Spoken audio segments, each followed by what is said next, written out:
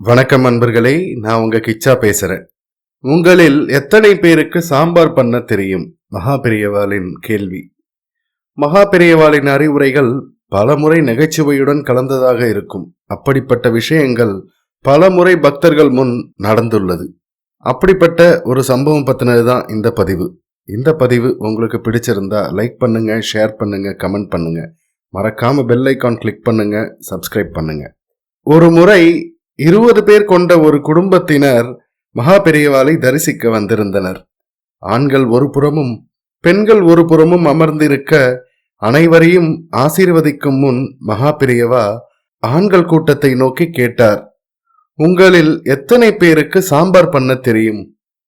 திடீரென்று சம்பந்தமில்லாத கேள்வியை கேட்டு அதிர்ந்து போனாலும் அனைவரும் சமாளித்துக் கொண்டு கை தூக்கினர்.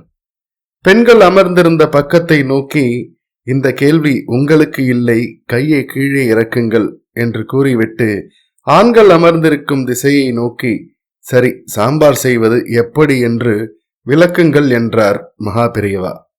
ஒரு நாள் கூட சமையல் அறை பக்கம் எட்டி கூட பார்க்காத ஆண்கள் பலரும் பல விதத்தில் விவரித்தனர். சாம்பார் பொடி, தேவையான உப்பு, புளி தண்ணீர் இவை கலந்து கொதிக்க வைத்தால் சாம்பார் ரெடி. இது ஒருவரின் விளக்கம். மிளகாய் வற்றலை தேவையான பருப்பு வகைகளுடன் எண்ணெய் விட்டு வறுத்து எடுத்து பொடியாக்கி புளியை தண்ணீரில் ஊற வைத்து அந்த நீருக்கு தேவையான உப்பை போட்டு கொதிக்க வைத்து இறக்கும் வேளையில் மல்லி, கருவேப்பிலை இலைகளை போட்டு சாம்பார் தயாரிக்க வேண்டும் என்றார் மற்றொருவர். இப்படி பல ஆண்களும் பல விதத்தில் விவரிக்க பொறுமையாக கேட்டுக்கொண்டிருந்தார் மகாபெரியவா தலையை ஆட்டிக்கொண்டே. சற்றென்று அனைவரையும் அமைதியாக இருக்க கை காட்டிவிட்டு பேசினார் மகாபெரியவா. நீங்கள் அனைவருமே ஞானிகள். நான் என்ன ஞானி? அந்த எளிய பக்குவம் கூட எனக்கு வரவே இல்லையே என்றார். கேட்டுக்கொண்டிருந்த அனைவரும் ஒரு நிமிடம் அதிர்ந்து போனார்கள். மகாபெரியவா என்னவோ மனதில் நினைத்துத்தான் இதை சொல்கிறார் என்று மடத்து சிப்பந்திகளும் புரிந்து கொண்டு அமைதியாக நடப்பதை பார்த்து கொண்டிருந்தனர். மகாபெரியவா பேசலானார். இத்தனை பேர் விளக்கம் அளித்தீர்கள், ஒருவர் கூட தான் போட வேண்டும் என்று சொல்லவே இல்லையே. அந்த தான் என்பதை மறந்தவர்கள் அல்லவா ஞானிகள்? நான் பேசும்போது கூட அந்த தான் என்கிற வார்த்தையை உபயோகப்படுத்துகிறேனே. நீங்கள் அதையும் மறந்து அல்லவா மிக எளிய விஷயத்தை விவரிக்கிறீர்கள்.